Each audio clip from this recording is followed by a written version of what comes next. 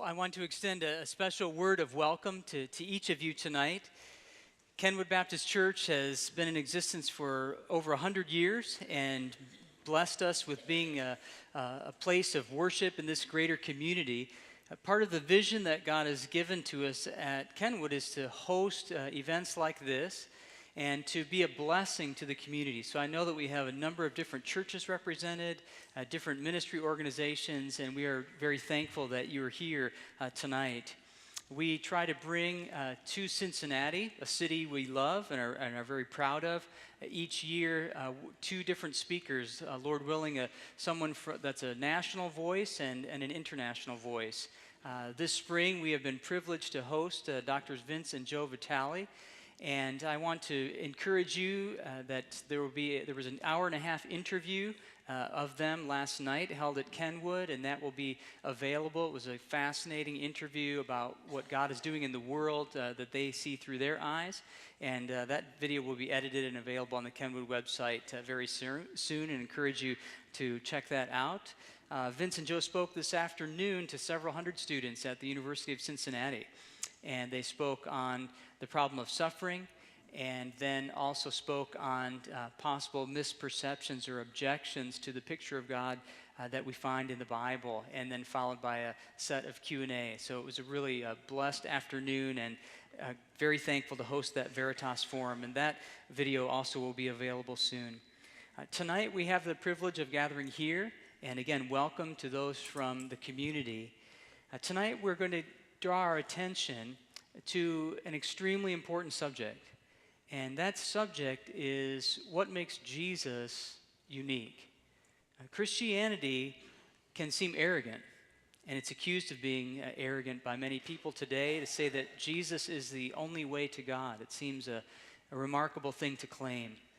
And I remember being in a Bible study group at the university with international students and visiting scholars, and we were studying John 14, and one of the passages that Jesus speaks these words, and he says, I am the way, the truth, and the life. And no one can come to the Father but through me. And an advanced engineering student from India was in the small group, and we were talking about it, Christians and non-Christians, and asked the question, well, what does this mean? And this Hindu student, advanced engineering student, said, well, it seems to me that Jesus is saying that you must believe in him to get to God. And we all were stunned. And the Christian sort of small group leaders looked at each other, and they were like, yeah, that's good, that's right. And but I knew from his cultural context that often in a pantheistic or Hindu background that has many gods, Jesus can just be added in to the mix. So I asked this friend, I said, I've heard that there are 3 million gods in Hinduism. Is that true? And he looked at me and he looked up, and I could see the engineering wheels were spinning. And he said, I've never counted, but that sounds about right. But tonight we want to look at the question of what makes Jesus absolutely unique. Not adding Jesus as one to something that might already exist. And some of us come tonight from a cultural place where we think that we don't really worship anything. And yet, as we're going to hear tonight, idolatry is in the heart of every person. We're all worshiping something or someone. And we're created for that. And if we're not giving worship to God, then we'll give our worship to something else. We have the privilege tonight of hearing from Dr. Vince Vitale, and I want to acknowledge Joe. If you could just stand as his wife, so she'll be available afterward, but we welcome you as well. Vince and I have many things in common, and one of those is finding beautiful, godly Old Testament scholars from another country and marrying them. And I consider this very excellent advice for anyone. But Vince serves currently as the director of the Ravi Zacharias Institute. He was educated at Princeton University, and it was during his time at Princeton that he came to trust Christ. After graduating from Princeton, he went to the University of Oxford, and he received his PhD degree there. He's co-authored 2 books recently, together with Ravi Zacharias, Why Suffering? Finding Meaning and Comfort When Life Doesn't Make Sense. And last year, a second co-authored volume, which will be the focus of our time tonight, Jesus Among the Secular Gods. And so would you welcome with me tonight Dr. Vince Vitale.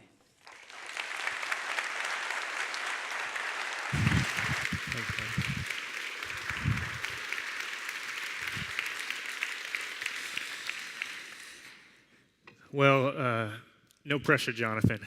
What was that? Godly, beautiful, international Old Testament scholar. Going to carry on the family tradition. That's Pastor David's son, for those who don't know. It's been wonderful to be here just for the last couple of days. If you're visiting, I seriously hope you'll consider making this your community, your family, because I think if Joe and I were living here, we can already tell just with the generosity and the hospitality we've seen in this place as a community that we would certainly love to be a part of, and we're hoping that we can be involved in various ways in the future as well. So thank you, Pastor David, Christine, Jonathan, and all of the staff here and the community. It's great to see so many friendly faces tonight. It's good to see the rest of you as well. And that's good. That's rule number 1. You have to laugh at any jokes that I tell.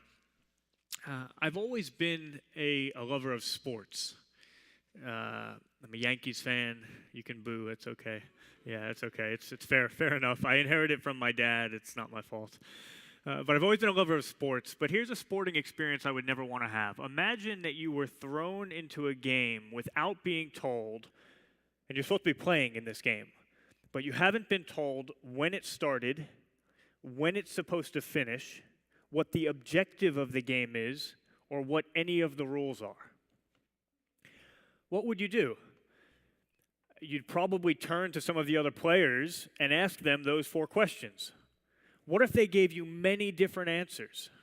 Or what if they just looked at you oddly for asking such questions and just carried on playing, uninterested in your questions?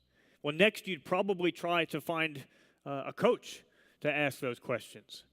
But what if the coach was looking at the field and the chaos ensuing and just yelling, "Great job, guys, fantastic, you're all doing great, we've got a first place trophy waiting for everyone"? Well, next you'd probably try to find a referee or an umpire. But what if you learned that the players had gotten frustrated at the umpire's calls and sent him home? It is our knowledge of the start, the finish, the objective, and the rules of a game that allow us, that give us the freedom to play it and enjoy it in a meaningful way. If you don't know the answers to those 4 questions, all you can do on the field is pretend and just hope that no one realizes that you have no idea what you're doing. And I wonder if, sadly, this is not always just a game, but actually characterizes real life in some significant ways. Many people are deeply confused about the answers to 4 critical questions. My co-author in the book I'll be speaking from today, Ravi Zacharias, he's delineated these 4 questions: origin, meaning, morality, and destiny. Where have we come from? Where are we headed? What's the purpose of life? And how should we live in light of that? How many of us can say with confidence that we have answers to those 4 questions? And if we don't, then to some extent, are we pretending our way through life? Now, when I started college, I didn't think much of Christianity. I didn't come from a Christian background. If I'm honest, I thought Christianity was for people who didn't think hard enough. I was studying philosophy at the time. I thought it meant leaving your brain at the door, and I wasn't interested. I was challenged by a group of Christians to read the Bible. They said, at least read the text before you come to a firm conclusion. I was always one for a challenge, so I took that challenge. But if I'm honest, I was wanting to disprove it. And I told some of you earlier at University of Cincinnati that I would actually cross things out and add things and write BS in the margin where I disagreed, sadly not for Bible study. That was my starting point, but things changed for me, I think in part because I met a group of Christians who didn't spend their time just tearing down my views and my beliefs. They had more confidence than that. They weren't afraid of my questions. They had this crazy idea that their God was big enough to handle my questions. And so they took them seriously, and they invited me to seek truth together with them. I personally think we live in a very difficult time in history to seek answers about the deepest questions of life. There are many reasons for that, but I think that one is because we've become fearful of truth. I mentioned to some of you yesterday that The Economist has referred to our time period as a post-truth age. Oxford English Dictionary made that their word of the year, post-truth, in 2016. And I think part of what's going on is that experience has taught us to be afraid of truth, because truth leads to disagreement, and then disagreement seems to lead to the devaluing of the people that you disagree with. And then that leads to intolerance of those people, and then to extremism, and then to violence, and ultimately to terrorism. And if that's the trajectory of truth, then truth is an act of war. And an act of war leaves you with only two options. Either you fight or you flee. Either you fight for truth, and you become a terrorist in the making. That's not very attractive. Or you flee from truth altogether in the name of love. Truth or love. That seems to be the cultural ultimatum that we're living in as our society gets more and more polarized. I think Jesus refused to make that choice. That's one of the things that I love about him, and one of the things that I think is utterly unique about him. Jesus refused to choose between truth and love. In fact, Jesus' ultimate communication of truth was in and through his very act of love. In his death, he communicated the truth about who we are, people in need of forgiveness, people in need of saving, and he communicated the truth about who he is, a God, the only God, who is loving enough to come down and save us. Love and truth, perfectly united in a personal sacrifice. And so, if you're a Christian here tonight, I think that raises a challenging question. Who are you giving your life for in order to share the truth with them? Jesus gave his life in order to share the truth with us, and he's asked us to follow him. So who are you giving your life for in order to share the truth with them? If you're a Christian here tonight, I think you should be able to answer that question, though I know it's very challenging, and I personally find that a very challenging question. Maybe I can put it in even starker terms. Imagine if the only way for the person sitting next to you to come to know and embrace the truth were for you to die, were for you to give up your life. That makes it pretty concrete, pretty tangible. Jesus came and he sat down next to us. And the only way for us to be united to the truth was for him to die. And he accepted that cost. He said that he thought it was worth it for you and for me. For those of us who are Christians, the truth of our message, I think, will not be persuasive until we love others enough to be willing to give our lives for them. How does all of this affect our discussion for tonight? Well, it means that I'm not so interested in fighting. I know this is a mixed room, people with various different beliefs tonight, and I'm not interested in fighting, and I'm also not interested in fleeing. I'm not willing to just flee from the fundamental questions of life in order to avoid controversy. I think too much is at stake. But I also have no interest in fighting to win a debate just for the sake of it. What I want to do is figure out what fundamental questions of life does every one of us need to answer in order to live a coherent and a captivating life. And then my hope is that we can make some progress towards answering those questions together, and hopefully in a way that unites us rather than divides us. Origin meaning morality and destiny. Let's start with origin. Where did we all come from? Now, for a long time, my assumption was that Christianity had the crazy answer to that question. And science or scientism had the rational, sober, reasonable answer to that question. Now, I've come to switch my view on this, and here's why. Consider big picture explanations of the universe. How did all of this get here? How often do we just pause and ask that question? What an amazing thing to think about. How did all of this get here? There are only three primary options. Number one, God made it. Now, I might just put my hand up and say, that's a pretty incredible option. But now let's look at the alternatives. Alternative number two. Alternative number two, the universe just popped into existence from nothing for no reason whatsoever. Now, that's a pretty incredible option as well. The physical stuff in our everyday lives doesn't generally just pop in and out of existence. If it doesn't now, why should we think that it did at the beginning? Or here's a third alternative. The universe has just always existed, extending infinitely back in time, but without any explanation. I think this is a pretty remarkable alternative as well. Now perhaps you can explain each part of the universe with some part that came before it, but you still have absolutely no explanation for why there's this incredibly massive and intricate universe in the first place. I call this the normality of the supernatural. These are the only three options, and every one of them is absolutely extraordinary. Every one of them is well outside the realm of the ordinary. And even if you were to remain agnostic about this question of origin and say, okay, I can see that all three of these options are a bit extraordinary, so I'm going to remain agnostic. I'm not going to commit myself to any one of them. Well, it's still the case logically that one of these three things is true. And that in itself is just as remarkable.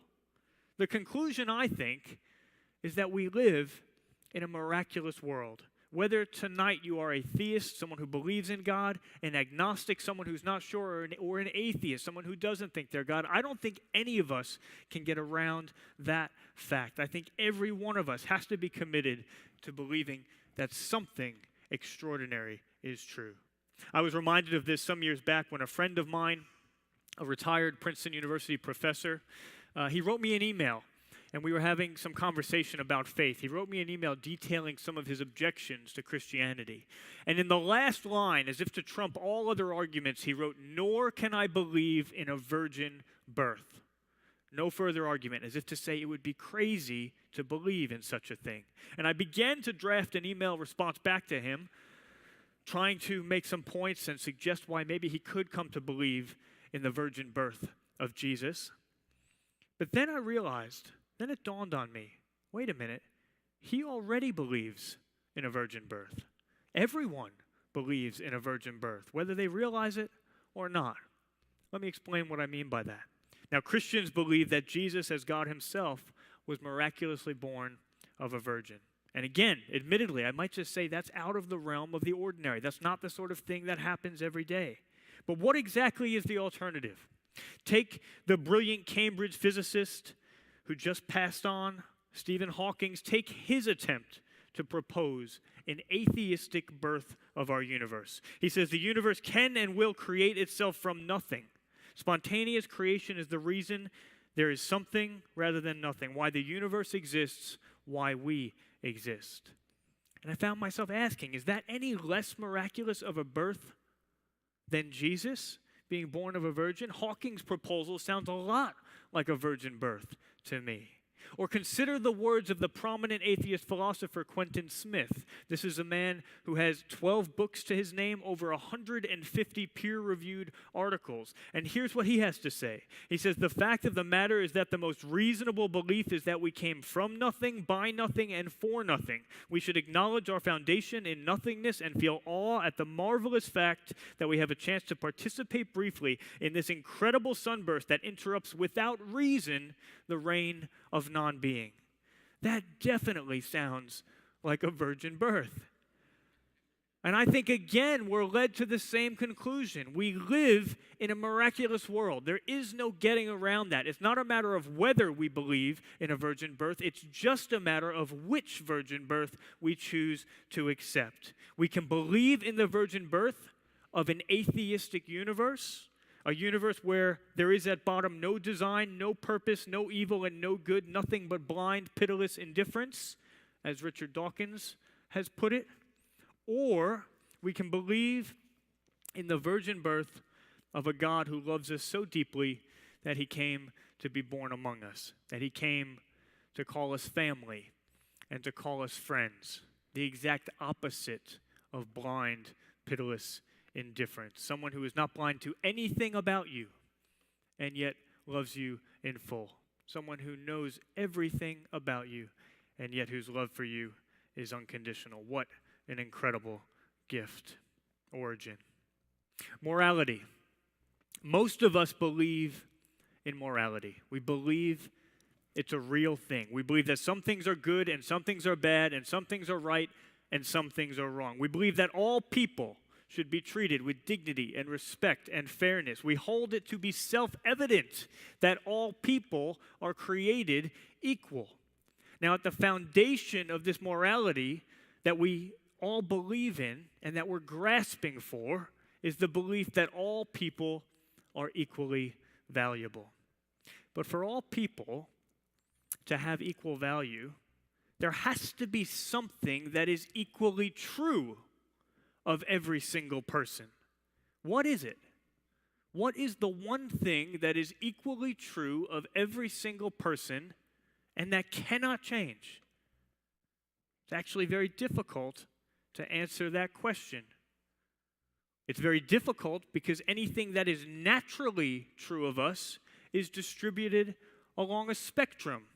Some people are less intelligent than others, less happy than others, less healthy, less wealthy, less useful for society, less capable of passing on their genes. And all of these things, they change over time. So what is equally true of every single person and that is completely unchanging? And the only conclusion, the only answer to that question that I can come up with is the love of God. Not just of any God, the love of the Christian God. There are a variety of gods out there who say, I will love you if you're good enough. Or I will love you if you believe in me. But I'm talking about the extravagant, unconditional, no ifs love of the Christian God that is for every single person and that cannot be earned and cannot be lost. Christians call it grace, unmerited love. I think that one of my PhD supervisors puts it very well, a Christian philosopher named Robert Adams. He says, grace is a disposition to love which is not dependent on the merit of the person loved. A gracious person sees what is valuable in the person he loves and does not worry about whether it is more or less valuable than what could be found in someone else he might have loved. I told some of you earlier today at University of Cincinnati that Joe and I had this interaction early in our dating relationship where she turned to me, and I think she was fishing for a few compliments, and she was a bit blinded by love, and she said, Vince, I don't deserve you. And I responded and said, no, you don't. Not recommended. And thankfully I didn't stop there. I said, no, you don't. And I don't deserve you either. Isn't it wonderful? How could we ever deserve another person as our very own? I mean, surely that's beyond what any of us could ever deserve. Christianity says that the best forms of love, the most excellent forms of love, are not about what we earn or merit or deserve or accomplish. Instead, they are about grace. They are unmerited. And I really like that type of love. It's a secure type of love. It's the sort of love that means you don't always have to be looking over your shoulder or around the corner. You don't have to be worrying that there's someone who's going to come along who's going to be more worthy of the love of the person that you love than you are. It's a love that means you can stop competing for love and just enjoy it. Sometimes I say that if somebody asked me to summarize my experience of the Christian life in one sentence, I might choose that line. I was able to stop competing for love and start enjoying it. What if even before the world was created, God loved each of us with that type of love, with that type of grace, with love that is a gift, with love that is exactly the same on your best day and on your very worst day, with love that you cannot lose, with the love of a parent that's just looking down at a newborn child, with the love of a father who sees a lost son far off on the horizon, a son who had taken the father's wealth and the family's wealth and gone off and wasted it on everything that you're not supposed to use it for, who did everything wrong. And this father, Jesus, told this story to show us something of what God's heart is like. This father sees this son still far off on the horizon, and this Middle Eastern man hikes up his robe, exposes his legs, which would have been very shameful in that culture, and he just takes off running like an embarrassing fool. I often wonder what the son thought was going to happen when the father got to him. He had done everything wrong, and here's the father running towards him. I often wonder if he thought maybe he was going to get hit rather than what actually happened. And this father just throws himself on his child, kisses him. It says he throws himself on his neck, and he just embraces him. He hugs him. The son starts to apologize. He doesn't even let him get the words out of his mouth. And he quickly says, quick, get a ring and put it on his finger. Give him the authority of the family again. Quick, get the best robe, the father's own robe. Put it on the son. Get sandals, because free men wear sandals, not bare feet. And then he called back and said, kill the best animal that we have. We're throwing the biggest party that you've ever seen, because this son of mine was lost, and now he is found. That's the love of the Christian God. For each one of us, even if you're in this room tonight and you think, I've gotten everything wrong, I have messed up my life, and I have mixed it up into so many knots, so many contortions, I just don't even know how to get it to a place where I could take steps forward. Christian God doesn't ask you to. Doesn't ask you to make your way back to him. He sees you off on the horizon, and he just takes off running. And if you're just welcome to that embrace, that is the desire of his heart, to throw himself on his son or on his daughter and to welcome them home. That you are loved by God with a love that is not meant to be earned, but simply to be returned. That is the one and only thing about you that could never change. And that is exactly the same and true of every single one of us. I think that's why only the Christian God gives you your identity. I think that's why only God can ground the equal value of every single person. That has to be at the foundation of any plausible morality. Origin, meaning. Origin, morality, now meaning. A while back, Joe and I were at a university in Chicago. We were doing a week of events on that campus, a week of talks. And outside, some of our team put a big whiteboard, and it said, "What is the meaning of life?" And then across the top were some different answers that people could choose. Personal success, to find love, no meaning, to pass on your genes, to have power and influence to achieve your goals. And one after another, students would confidently walk up to this question. They would take the marker where they could make their choice, and then they would just stand there, paralyzed, sometimes for minutes on end. Many of them had no idea how to answer that question. And I could hear the Holocaust survivor Viktor Frankl in my head. People have enough to live by, but nothing to live for. They have the means, but no meaning. What is the meaning of life? What does it mean for something to have meaning? Does this collection of letters have meaning? Well, it depends on whether or not it's a word. It depends on whether someone intentionally put those letters side by side in order to communicate something, or if it's just a random collection of letters. Meaning relies on intelligence and intentionality. My baby niece Camille, her first word was Dada, and my brother was so proud. And then I walked into the room, and she said, "Da, da, da, da." And then the cat walked into the room, and she said, "Da, da, da, da." And then a cockroach walked into the room, and she said, "Da, da, da, da."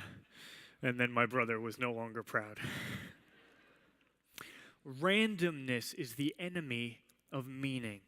Even if something appears to have meaning, it might not if it was not intentional. Even when something looks meaningful, it's only actually meaningful if it is the result of the intention of an intelligent being. Was our universe intended? And over the last 35 years, something which is called in science and philosophy the fine-tuning argument has strongly suggested that it is. Here's how. The universe that we live in, it could have taken many different forms from a scientific perspective. And scientists have approached a consensus, not just Christian scientists, but scientists in general, that there are dozens of fundamental features of the universe that needed to be precisely the way that they are in order for life to exist.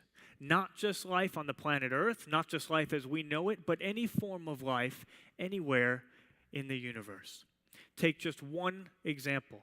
The explosive force of the initial expansion of the universe had to be within 1 part in 10 to the 60th in order for life to be possible. In other words, the percentage difference that you could have while still accommodating the possibility of life is a 0 followed by a period followed by 57 zeros followed by a 1. If the initial expansion of the universe had been even the slightest bit weaker, it would have collapsed back in on itself by gravity almost immediately. If it had been even the slightest bit stronger, the particles literally would have dispersed into thin air. They would have dispersed so quickly and wound up so far from each other that all we could have got would have been cold, simple molecules, nothing like the sort of complex chemistry that would be required for any robust form of life. Sir Roger Penrose, emeritus professor at Oxford and one of the world's leading mathematical physicists, he estimates that the overall difference in these fundamental features that you could have while still accommodating the possibility of life is 1 part in 10 to the power of 10 raised in turn to the power of 123. I would write that out as a percentage for you if I could, but even if I were able to turn all the matter in the universe into paper, I still wouldn't have enough paper to write the required number of zeros. In fact, I would need more zeros than there are particles in the universe. Sir Fred Hoyle, late Cambridge astronomer, one of the 20th century's most significant scientific thinkers, he compared the random emergence, if it happened just randomly, he compared the emergence of even the simplest cell to the likelihood of a tornado rummaging through a junkyard and just happening to produce a perfect Boeing 747 airplane. Those are the sorts of odds that we're talking about. Not just that Christians are talking about, but that the scientific community in general is talking about. What explains this incredible precision? Listen to what Hoyle had to say after reflecting on how precise some of the universe's features had to be. Just listen to this. He said, "Would you not say to yourself, some super-calculating intellect must have designed the properties of the carbon atom. Otherwise, the chance of my finding such an atom through the blind forces of nature would be utterly minuscule." Of course you would. A common-sense interpretation of the facts suggests that a super-intellect has monkeyed with physics as well as with chemistry and biology, and that there are no blind forces worth speaking about in nature. The numbers one calculates from the facts seem to me so overwhelming as to put this conclusion almost beyond question. When Hoyle wrote that, he wasn't a believer in God, but he said that the apparent design of the universe left him greatly shaken. Let me just try to make this a little bit more concrete. Imagine that by this point in my talk you are unbearably bored. Hard to imagine, I know. So you break out a deck of cards and you start playing poker with the person sitting next to you. And not for money, of course.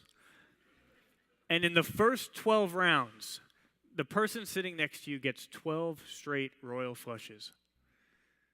What do you think's going on? I can't believe you're so quick to just throw your neighbor right under the bus. Unbelievable. Yes, of course, your neighbor is cheating. Why?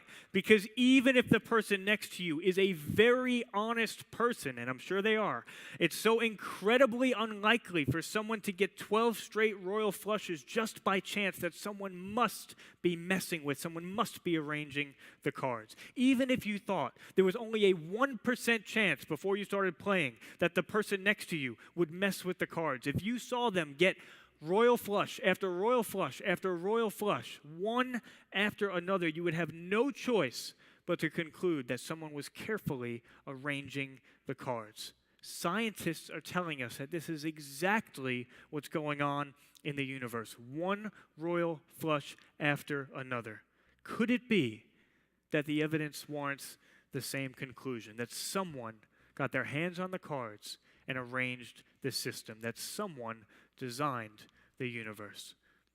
The Bible says that you are a word, not just a random collection of genetic letters, but a word. In fact, it goes further. It actually claims that you're a poem, uses the Greek word poema. The Bible uses that word to refer to only two things: the natural world, the intricacy of the design of the natural world, and you and me, God's poem.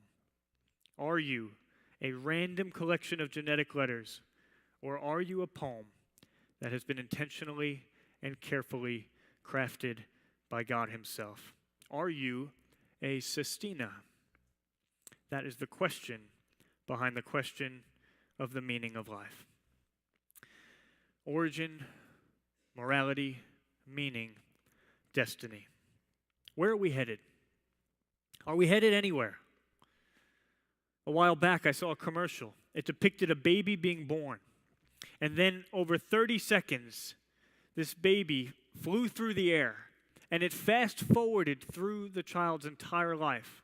It got older and older until it was an adolescent, and then a young man, and then an old man, and then became more hunched over, and the hair went gray, and then began to descend.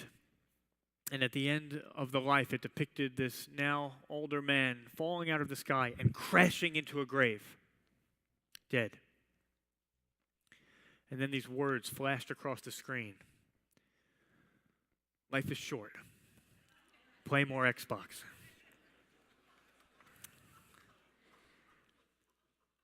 And I had the same reaction as you. I was laughing, and then I was catching myself. Is this funny? Is this not funny? And it was funny, but it was also devastating. And I thought to myself, really? Is that the best we got? My cousin Charles died a few years ago. He went to dinner with my Aunt Regina, started choking on a piece of food. They couldn't get him to start breathing again. A couple of minutes later, that was it. That's how fragile life can be. Really? Play more Xbox? Is that the best we have to offer my Aunt Regina in the face of that loss? Life is short, and it's all headed towards death and injustice, and there's nothing you can do about it anyway, so just distract yourself and try not to think about it and spend more time on Facebook and Xbox? Is that the best that we have? I stand amid the roar of a surf-tormented shore, and I hold within my hand grains of the golden sand. How few, yet how they creep through my fingers to the deep, while I weep, while I weep. Oh God, can I not grasp them with a tighter clasp? Oh God, can I not save one from the pitiless wave? Is all that we see or seem but a dream within a dream? A dream within a dream. Edgar Allan Poe. What is our destiny? Will our dreams amount to anything, or will they all be swept away? For one of my birthdays when I was a little kid, I think I must have been about 8 years old, and I asked my dad for my birthday if he would build some steps up this massive tree in our backyard. And then I made a deal with him that every year on my birthday he would add a few more steps. And I thought it was so cool. And I can remember thinking that many years from then, I'd be able to climb up this huge tree and look out over the entire neighborhood. As a child, I had these great dreams for the things I would do, the person I would become. I had this great sense of destiny. Nothing seemed out of reach. What were your expectations for your life as a child? What were they 10 years ago, 5 years ago? And what are they today? Many people start out with extraordinary dreams for life, but by the time they are adults, they've ceased to dream like children. The harsh realities of life chip away and chip away and chip away at childhood idealism until it turns into adult cynicism. I remember many years later, I had completely forgotten about those steps in the backyard, and I remember seeing them one day, and they were rotted. And I tried to have a climb for old time's sake, and they couldn't bear my weight anymore. I couldn't even make it back to the step that I had made it to as an 8-year-old. I met a guy recently. Actually, it's somebody that I've been talking to for a bit of time now, a guy named Dylan, and he's been on a search for meaning in life A Search for God. I thought he put it really well. He said, life is like a movie. He says, but the problem is the credits never roll. He's like, when the problems of life and the difficulties of life, when you finally get to a moment of resolution, the credits never roll. It just keeps going. And before long, you just cycle right back into the same problems and the same frustrations and the same discouragements over and over and over. The existentialist Albert Camus, he likened life to the myth of Sisyphus, condemned to roll a large boulder up a hill over and over. He would roll that boulder up the hill only to watch it roll back down, and then he would roll it up again only to see it roll back down. He tried so hard, and he never made any progress. Camus called it never-ending defeat. I wonder if some of us can relate to that feeling. Life is short. It potentially lacks meaning. It's headed nowhere, so just play more Xbox. I think that Christianity and the person of Jesus Christ offers such a better hope. The words of Jesus, "Come to me, all of you who are weary and burdened, and I will give you rest, for my yoke is easy and my burden is light." Just listen to that contrast for a second. Life is short. Play more Xbox. Or come to me, all you who are weary and burdened, and I will give you rest, for my yoke is easy and my burden is light. I shared with some of you about my former student Ariel earlier. I want to give you a few more details to that story. Ariel was a 23-year-old who got diagnosed with a cavernoma in her brain, cluster of cells that's prone to bleeding. She was told she probably had a couple of years left to live. And a couple days later, she came and she wanted to update her classmates on her condition. So she came in and she shared 3 things with us as a class. She said, first, she said, God has good plans for my life, and he won't take me until those plans have been fulfilled. Second, she said, Jesus knew what it was to only have a few years left to live, and yet he could still say, my time has not yet come, and he could live every day to the absolute full. And she said, that's what I plan to do as well. And then third, she said, even though now it's more real to me that my body is going to weaken and may not survive for much longer. She said, actually, that's exactly the same for every one of us. You know, one wrong step, not looking both ways at the crosswalk, pulling the steering wheel in the wrong direction. My cousin Charles choking on a piece of food. How fragile life can be. And then she asked us a very tough question. She said, are you living today the way you would want to be living if tomorrow was going to be the day when you saw God face to face? And then a few days later, I shared with you, some of you earlier, that Ariel told me that there was a point after that where she found herself looking in the mirror and she was testing limited mobility on her right-hand side. And the questions that came to mind for her were, is this the strongest I'm ever going to be? Is this the healthiest I'm ever going to be? Is this the prettiest that I'm ever going to be? And then she told me about the amazing joy and peacefulness that came over her as she remembered the answers to those questions. No, absolutely not. There will come a day where her body will be able to do far more than it's ever been able to do in the past. And I remembered in that moment that she loves to snowboard, and I said to her, do you think there'll be snowboarding in heaven? And I wish that every one of you could have been there to see how real it is, how tangible it is to her, how quickly, how confidently, how unhesitatingly she responded, absolutely. She said, and soccer too. Would you have that confidence? Why could she have that confidence? It's because of the resurrection of Jesus. If the resurrection is true, then what that means for you is that if it comes to a point in your life where it seems like there is no hope, if it comes to a point in your life where it seems like even death is inevitable and there's no way to escape it, well, death is not the end. There's more. There's hope, no matter what. Those are the words of a dear friend of mine, a dear teammate who was part of the same ministry that I'm a part of, Nabil Qureshi. We lost him last year to cancer for a time, but we will see him again. Jesus has promised that we'll see him in a place where there'll be no more death or mourning or crying or pain. Jesus has promised that he's gone to prepare a place for him, a place in his Father's house, a place that has many rooms. And actually, Nabil and his family, they lived in our same apartment complex when we lived in Oxford, England. 2 floors below, directly below us.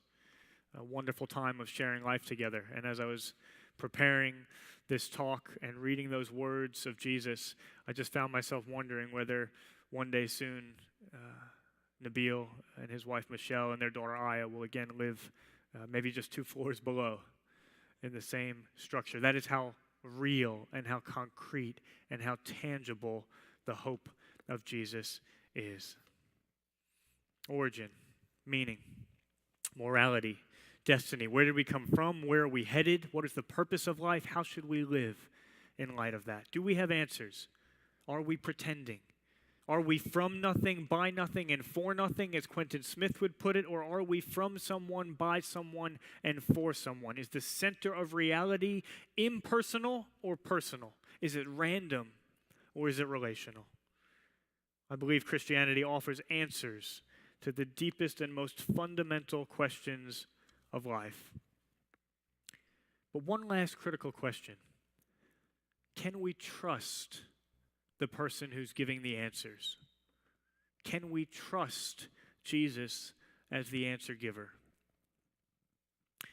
A number of years ago, my dad felt a pain in his leg and had to be rushed to the hospital. Very timely to be speaking of this, actually, because he has surgery tomorrow for the same condition, which he's been wrestling through now for over a decade.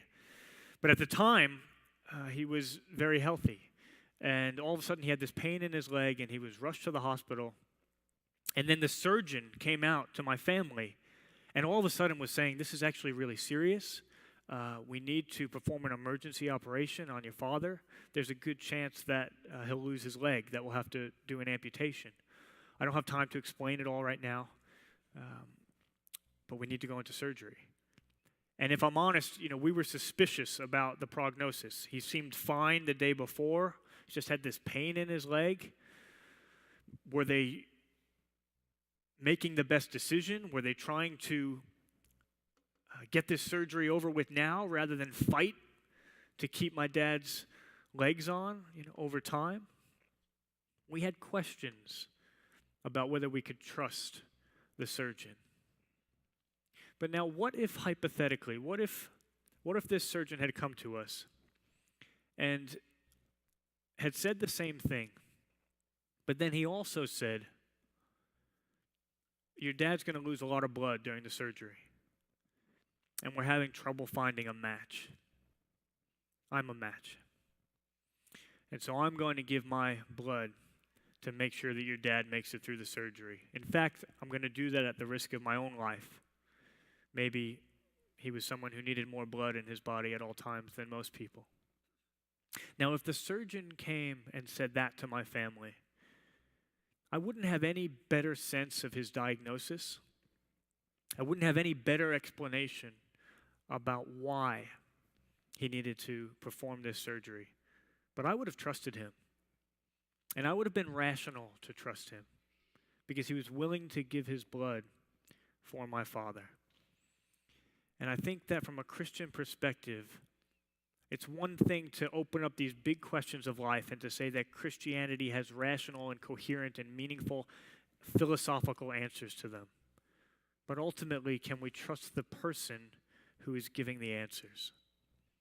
And what I want to say is that the person you can trust most of all is a person who's willing to give their life for you, a person who's willing to shed their blood for you. When Joe and I, again, when we were dating, Joe at one point wrote me out a list of 40 things that she wanted me to know about her before we got engaged that no one else knew. Beautiful thing to do. Absolutely traumatizing. But a really beautiful thing to do.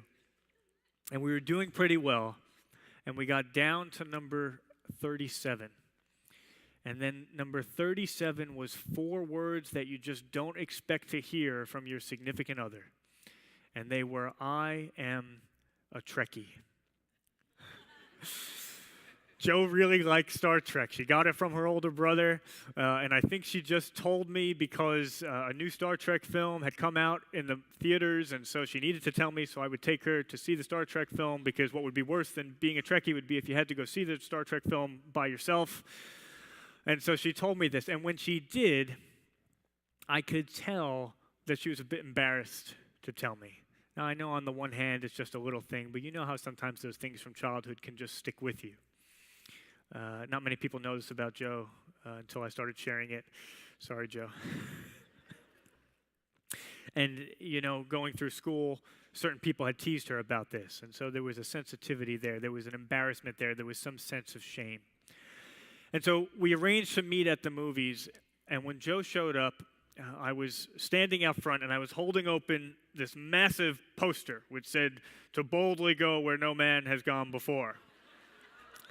And I was wearing this ridiculous T-shirt of Mr. Spock's face, and it said, "Live long and prosper." And I thought I was just doing something fun, you know, and a bit cute. And when Joe saw me, all of a sudden she had tears in her eyes, and she ran up to me, and she just gave me the biggest hug. And through a ridiculous poster and a funny T-shirt, I think God actually taught Joe and me something really significant about himself that night.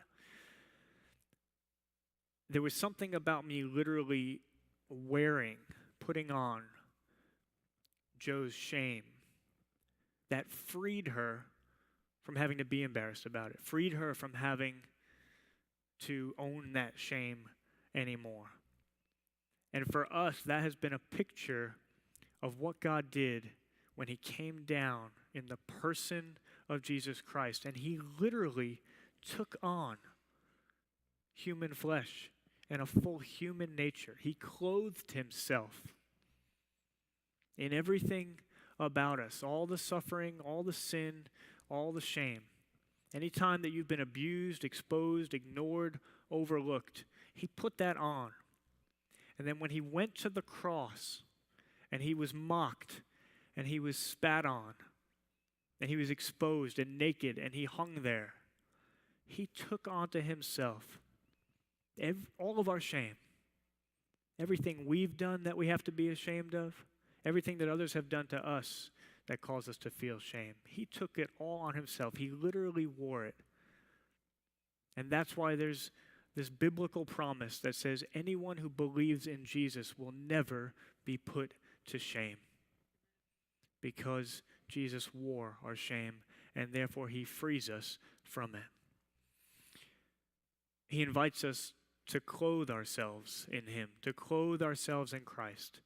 And you know, there are 2 ways to choose a piece of clothing, 2 ways to choose a coat, for instance. You can go into the store, and you can start to look at all the measurements to see if it fits, or you can just try it on. And I think both are important. You know, I was someone in my own life where I never would have tried on the coat unless I had first looked at the measurements and seen that it was roughly in the right vicinity, unless I had looked at the morality and the history and the science, some of these deep questions and the philosophy, and said, you know what? This lines up. This is coherent. This makes sense of life. But there's nothing better than actually trying on the coat. And that's an invitation that Christianity makes to each one of us, because Christianity is not primarily some abstract theory or worldview or philosophy. What is most unique about the Christian faith is that it is a person, and it is an invitation into relationship with that person. It's an invitation to try on the coat.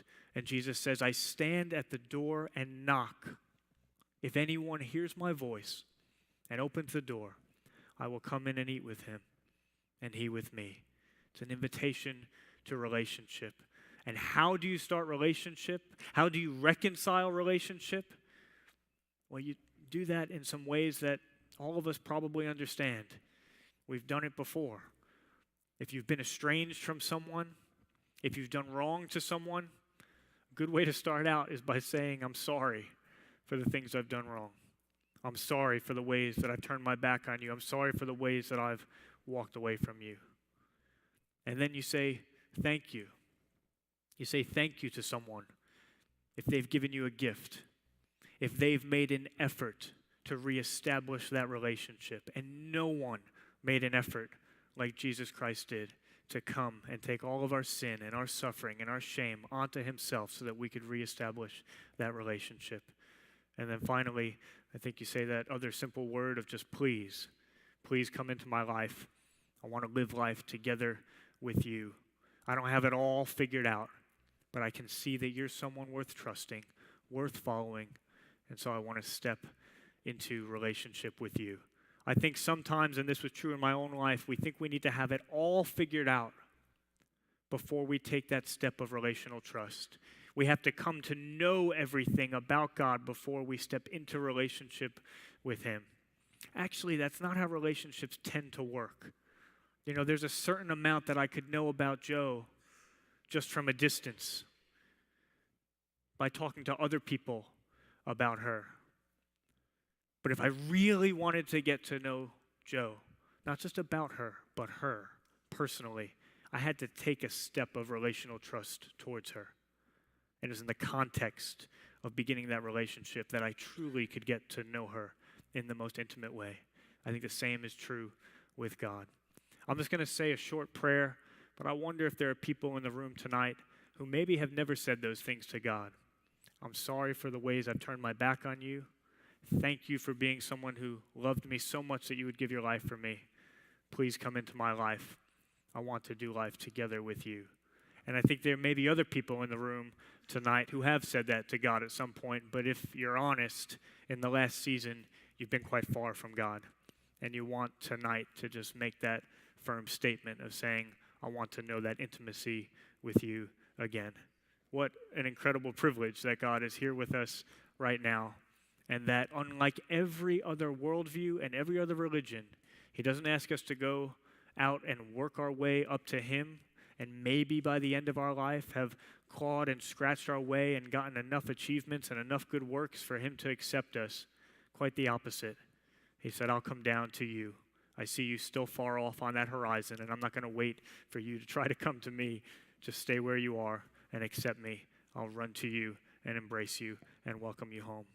What a privilege it is to share that kind of God with you tonight. And I'm going to pray a prayer of stepping into a relationship with him. And anyone who knows in their heart that they want to do that tonight, just feel free to pray this with me in silence in your own heart.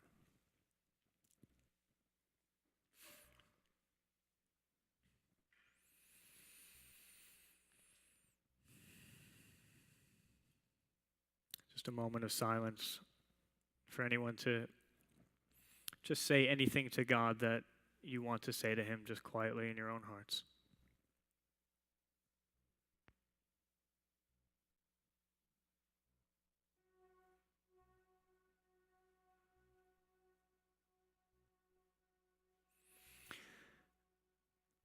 God, thank you for what a privilege it is to stand here and share about you.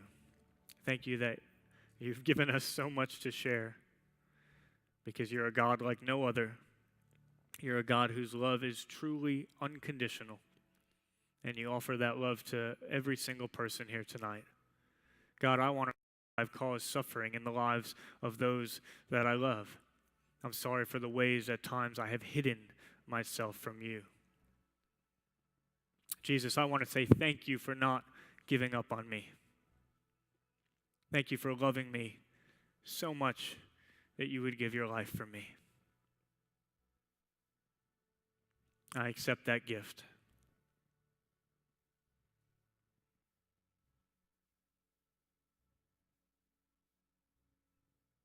And God, I want to ask by your Spirit that you would come into my life. Make me that person that you created me to be. Raise expectations for life. Persuade me, Lord, that you have a good plan and a good purpose for my life. Remind me of some of that childhood idealism that perhaps pointed to how great you are and how great your purposes are. Pray, God, for each person in the room tonight who wants to say yes to you, that you would fill them with the fruits of your Spirit, which you list as love and joy, peace and patience, kindness, generosity, faithfulness, gentleness, self-control. God, would those be the things that would overflow from each life in this room and from the life of this community? So thankful to be able to bring these things to you with such confidence, because you're a great God, you're a holy God, and you're a loving God. Thank you for being our God. Thank you for being our Father. Thank you for being our friend. And we ask all of these things in Jesus' name. Amen.